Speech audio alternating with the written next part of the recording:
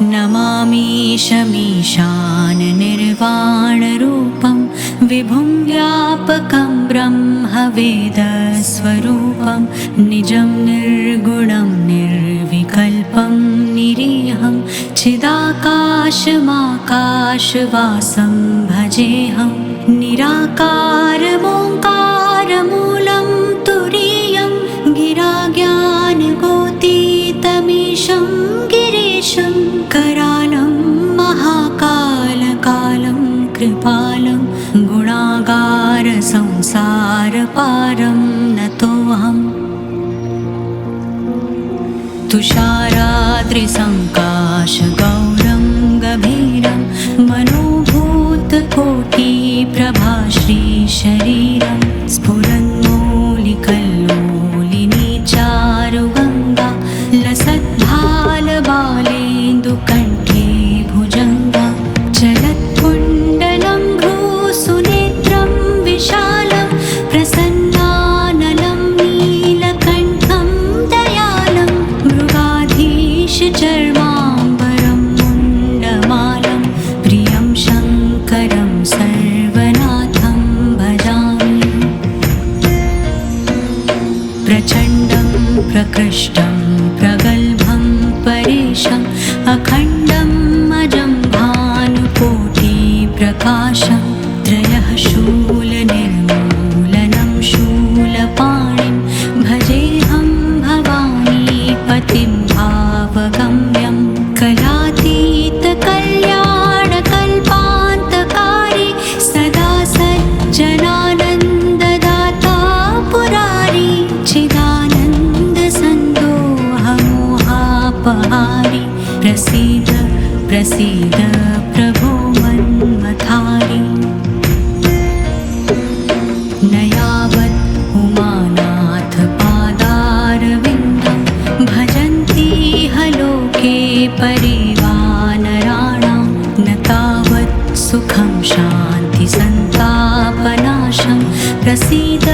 प्रभो सर्वभूताधिवासं न जानामि योगं जपं नैव पूजां नतोऽहं सदा सर्वदा शम्भुतुभ्यं जराजन्मदुःखोऽत्यतातप्यमानं प्रभो पाहि आपन्नमामीश शम्भो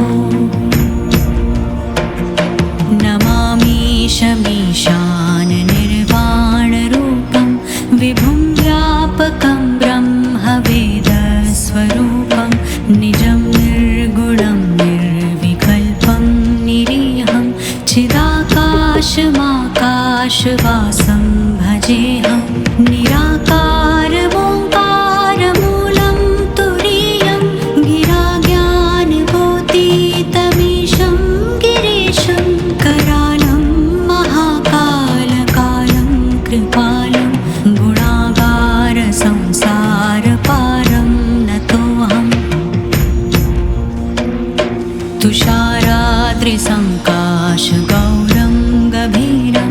मनोभूतकोटिप्रभाश्रीशरीरं स्फुरन्मौलिकल्लोलिनी चारुगङ्गा लसद्भालबालेन्दुकण्ठे भुजङ्गा चलत्कुण्डलं भ्रूसुनेत्रं विशालं प्रसन्नानलं नीलकण्ठं दयालं मृगाधीशचर्माम्बरं मुण्डमालं प्रियं शङ्करं सर्वनाथं भजामि प्रचण्डं प्रकृष्टं प्रगल्भं परेशम् अखण्डम् अजं भानुकोटिप्रकाशं त्रयः शूलनिर्मूलनं शूलपाणिं भजेऽहं भवानीपतिं भावगम्यं कलातीतकल्याणकल्पान्तकारी सदा सज्जनानन्ददाता पुरारी चिदानन्दसन्दोहमोहापहारी प्रसीद प्रसीद प्रभो मन्मथारी न यावत् उमानाथपादारविन्द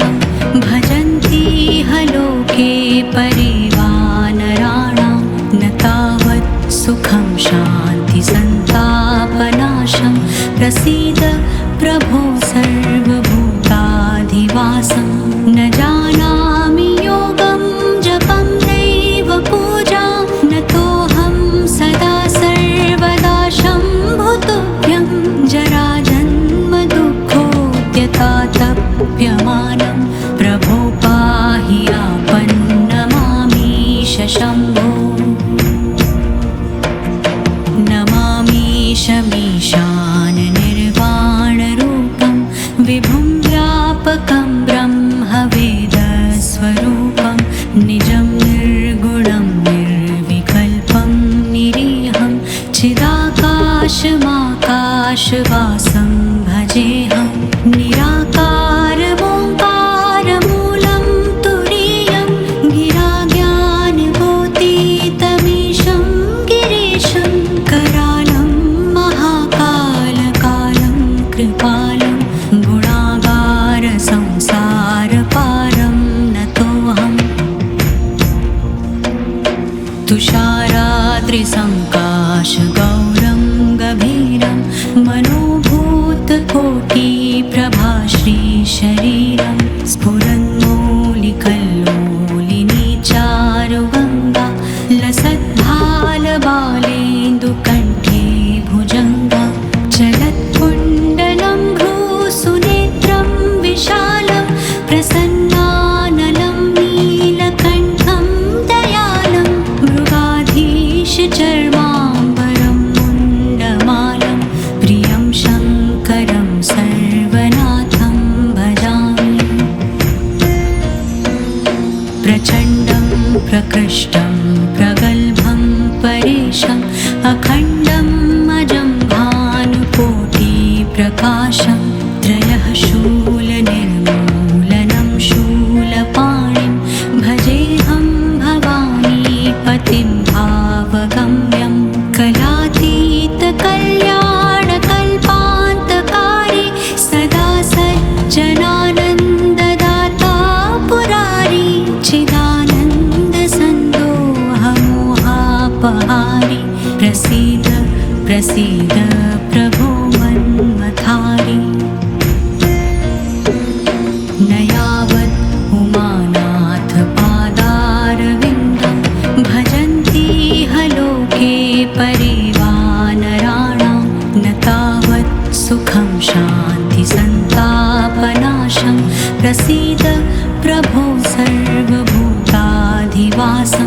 न जानामि योगं जपं नैव पूजां नतोऽहं सदा सर्वदा शम्भुतुभ्यं जराजन्म दुःखोद्यतातप्यमानं प्रभो पाहि आपन्नमामीश शम्भो नमामीशमीशान निर्वाणरूपं विभुं व्यापकं ब्रह्मवेदस्वरूपं निजं निर्गुणं निर्विकल्पं निरीहं चिदाकाशमाकाशवासं भजेऽहं निराकारमोङ्कारमूलं तुरीयं गिराज्ञानभूतितमीशं गिरीशं करालं महाकालकालं कृपालं गुणागारसंसारपारं नतोऽहम् तुषाराद्रिसङ्काशगौरं गभीरं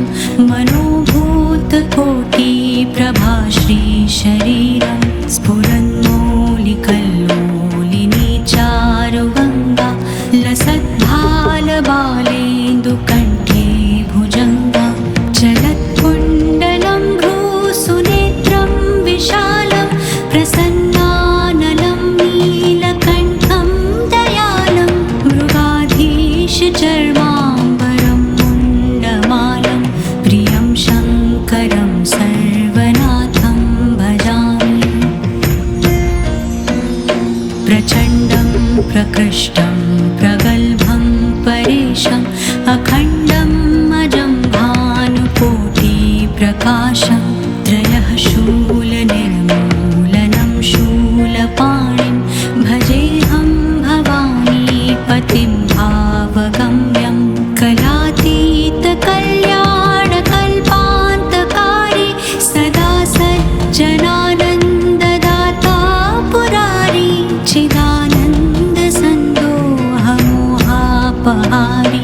प्रसीद प्रसीद प्रभो मन्मथारि न यावत् उमानाथ पादारविन्दं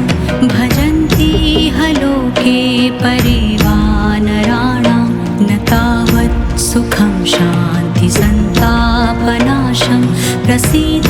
प्रभो सर्वभूताधिवासं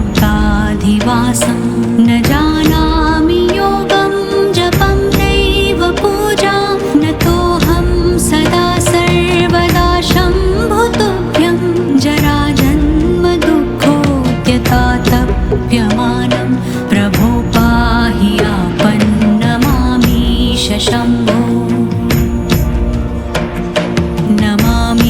नमामीशमीशान निर्वाणरूपं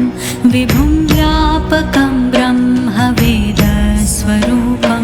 निजं निर्गुणं निर्विकल्पं निरीहं चिदाकाशमाकाशवासं भजेऽहं निराकारमोङ्कारमूलं तुरीयं गिराज्ञानगोतीतमीशं गिरीशं करालं महाकालकालं कृपालं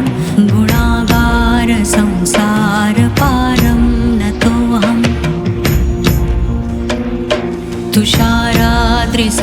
तुषाराद्रिसङ्काशगौरं गभीरं मनोभूतकोटिप्रभाश्रीशरीरं स्फुरन्मौलिकल्लोलिनी चारुगङ्गा लसद्भालबालेन्दुकण्ठे भुजङ्गा चलत्कुण्डलं भ्रूसुनेत्रं विशालं प्रसन्नानलं नीलकण्ठं दयालं मृगाधीशचर्माम्बरं मुण्डमालं प्रियं शङ्करं सर्वनाथं भजामि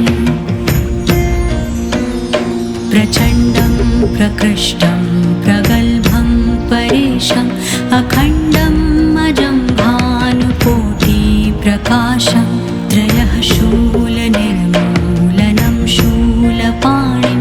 भजेऽहं भवानीपतिं भावगम्यं कलातीतकल्याणकल्पान्तकारी सदा सज्जनानन्ददाता पुरारी चिदानन्दसन्दोहमोहापहारी प्रसीद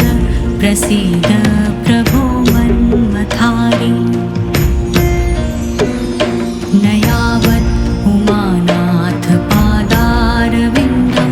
भजन्ति ह लोके परिवानराणां न तावत् सुखं शान्ति सन्तापनाशं प्रसीद प्रभो सर्वभूताधिवासं न जानामि योगं जपं नैव पूजां नतोऽहं सदा सर्वदा शम्भुतुभ्यं जराजन्म दुःखोऽत्यतातप्यमानं प्रभो पाहि आपन्नमामीश शम्भो नमामीशमीशान निर्वाणरूपं विभुं व्यापकं ब्रह्मवेदस्वरूपं निजं निर्गुणं निर्विकल्पं निरीहं चिदाकाशमाकाशवासं भजेऽहं निराकारमोङ्कारमूलं तुरीयं गिराज्ञानगोतीतमीशं गिरीशं करालं महाकालकालं कृपालं गुणागारसंसारपारं नतोऽहम् तुषाराद्रिसङ्काशगौरं गभीरं मनोभूतकोटिप्रभाश्रीशरीरं स्फुरन्मौलिकल्लोलिनी चारुगङ्गा लसद्भालबालेन्दुकण्ठे भुजङ्गा चलत्कुण्डलं भ्रूसुनेत्रं विशालं प्रसन्नानलं नीलकण्ठं दयालं मृगाधीशचर्माम्बरं मुण्डमालं प्रियं शङ्करं सर्वनाथं भजामि प्रकृष्टं प्रगल्भं परेशम् अखण्डम् अजं भानुकोटिप्रकाशं त्रयः शूलनिर्मूलनं शूलपाणिं भजेऽहं भवानीपतिं भावगम्यं कलातीतकल्याणकल्पान्तकारी सदा सज्जनानन्ददाता पुरारी चिदानन्दसन्दोहमोहापहारी प्रसीद प्रसीद प्रभो मन्मथारी न यावत् उमानाथपादारविन्दं भजन्ति लोके परिवानराणां न तावत् सुखं शान्तिसन्तापनाशं प्रसीद प्रभो सर्वभूताधिवासं न जानामि योगं जपं नैव पूजां नतोऽहं सदा सर्वदा शम्भुतुभ्यं जराजन्मदुःखोद्यतातप्यमानं प्रभो पाहि आपन्नमामीश शम्भो नमामीशमीशान निर्वाणरूपं विभुं व्यापकं ब्रह्मवेदस्वरूपं निजं निर्गुणं निर्विकल्पं निरीहं चिदाकाशमाकाशवासं भजेऽहं निराकारमोङ्कारमूलं तुरीयं गिराज्ञानभूतितमीशं गिरीशं करालं महाकालकालं कृपालं गुणागारसंसारपारं नतोऽहम् तुषाराद्रिसङ्काशगौरं गभीरं मनोभूतकोटिप्रभाश्रीशरीरं स्फुरन्मौलिकल्लोलिनी चारुगङ्गा लसद्भालबालेन्दुकण्ठे भुजङ्गा चलत्कुण्डलं भ्रूसुनेत्रं विशालं प्रसन्नानलं नीलकण्ठं दयालं मृगाधीशचर्माम्बरं मुण्डमालं प्रियं शङ्करं सर्वनाथं भजामि प्रचण्डं प्रकृष्टं प्रगल्भं परेशम् अखण्डम् अजं भानुकोटिप्रकाशं त्रयः शूलनिर्मूलनं शूलपाणिं भजेऽहं भवानीपतिं भावगम्यं कलातीतकल्याणकल्पान्तकारी सदा सज्जनानन्ददाता पुरारी चिदानन्दसन्दोहमोहापहारी प्रसीद प्रसीद प्रभो मन्मथारी न यावत् उमानाथपादारविन्दं भजन्ति लोके परिवानराणां न तावत् सुखं शान्तिसन्तापनाशं प्रसीद प्रभो सर्वभूताधिवासं न जानामि योगं जपं नैव पूजां नतोऽहं सदा सर्वदा शम्भुतुभ्यं जराजन्मदुःखोद्यतातप्यमानं प्रभो पाहि आपन्नमामीश शम्भो नमामीशमीशान निर्वाणरूपं विभुं व्यापकं ब्रह्मवेदस्वरूपं निजं निर्गुणं निर्विकल्पं निरीहं चिदाकाशमाकाशवासं भजेऽहं निराकारमोङ्कारमूलं तुरीयं गिराज्ञानभूतितमीशं गिरीशं करालं महाकालकालं कृपालं गुणागारसंसारपारं नतोऽहम् तुषाराद्रिसङ्काशगौरं गभीरं मनोभूतकोटिप्रभाश्रीशरीरं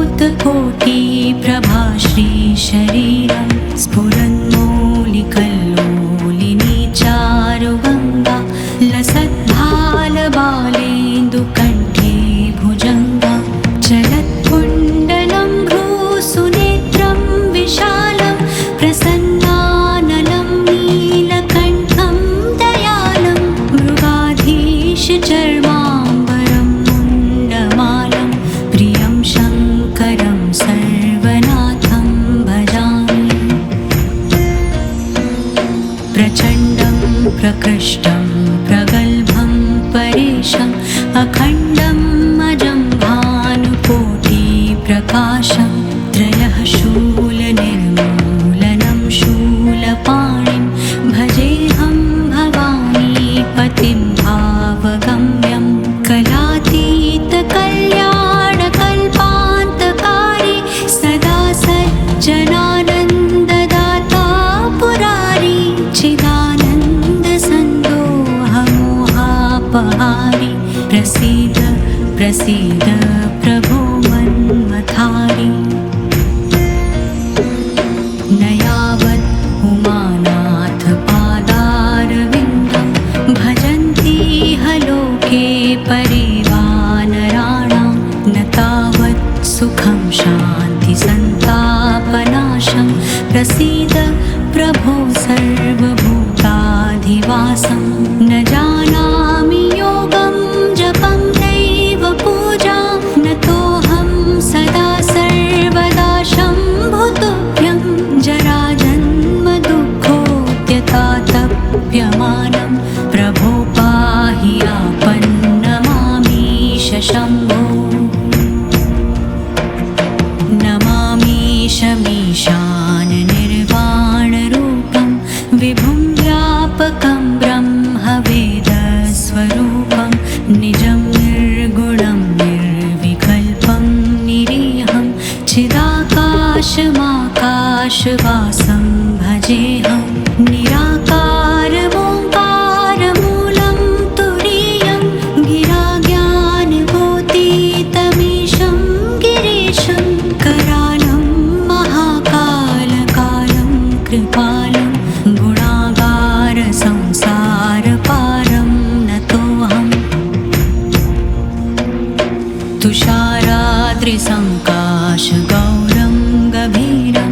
मनोभूतकोटिप्रभाश्रीशरीरं स्फुरन्मौलिकल्लोलिनीचारुगङ्गा लसद्भालबालेन्दुकण्ठे भुजङ्गा चलत्कुण्डलं भ्रूसुनेत्रं विशालं प्रसन्नानलं नीलकण्ठं दयालं मृगाधीशचर्माम्बरं मुण्डमालं प्रियं शङ्करं सर्वनाथं भजामि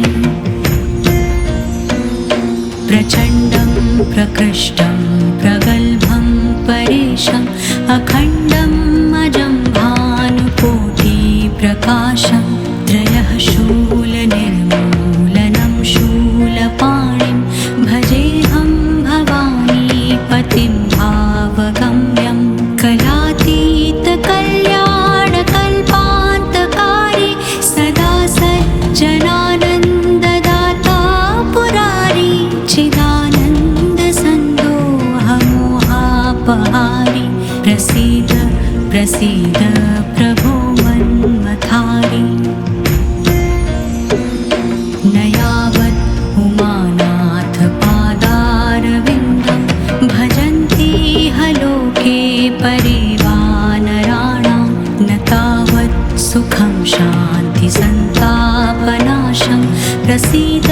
प्रभो सर्वभूताधिवासं न जानामि योगं जपं नैव पूजां नतोऽहं सदा सर्वदा शम्भुतुभ्यं जराजन्मदुःखोऽत्यतातप्यमानं प्रभो पाहि आपन्नमामीश शम्भो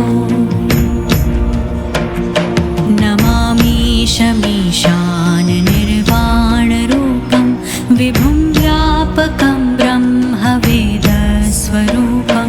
निजं निर्गुणं निर्विकल्पं निरीहं चिदाकाशमाकाशवासं भजेऽहं निराकारमोङ्कारमूलं तुरीयं गिराज्ञानभूतितमीशं गिरीशं करालं महाकालकालं कृपालं गुणागार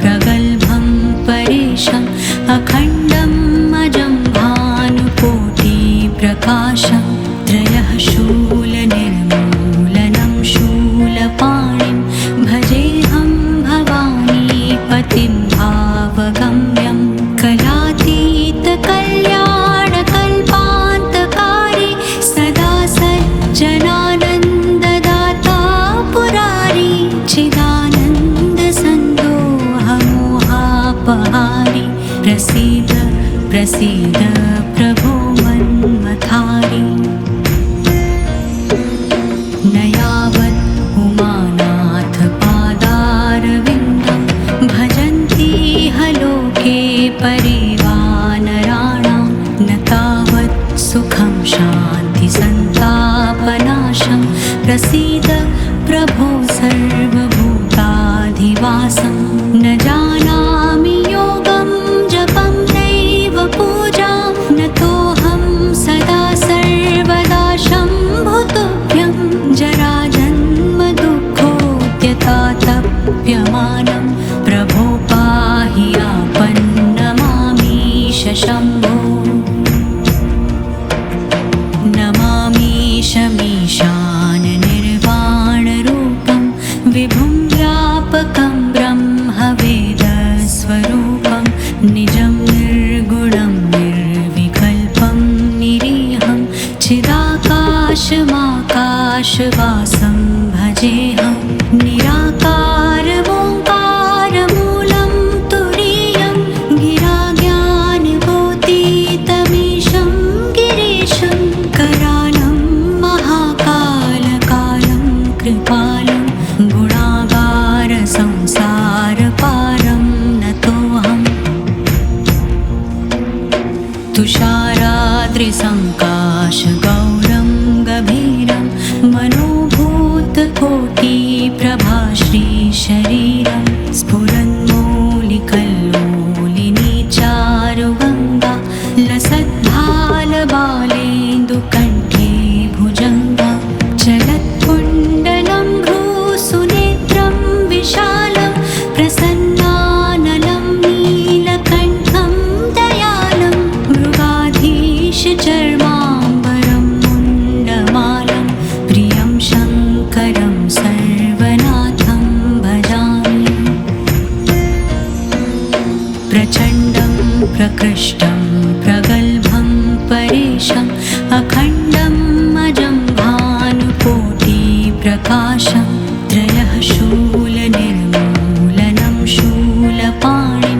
भजेऽहं भवानीपतिं भावगम्यं कलातीतकल्याणकल्पान्तकारी सदा सज्जनानन्ददाता पुरारी चिदानन्दसन्दोहमोहापहारी प्रसीद प्रसीद प्रभो मन्मथारी न यावत् उमानाथ पादारविन्दं भजन्ति लोके परिवानराणां न तावत् सुखं शान्ति सन्तापनाशं प्रसीद प्रभो सर्वभूताधिवासं न जानामि योगं जपं नैव पूजां नतोऽहं सदा सर्वदा शम्भुतुभ्यं जराजन्म दुःखोऽत्यतातप्यमानं प्रभो पाहि आपन्नमामीश शम्भो प्रभो पाहि आपन्नमामीश शम्भो प्रभो पाहि आपन्नमामीश शम्भो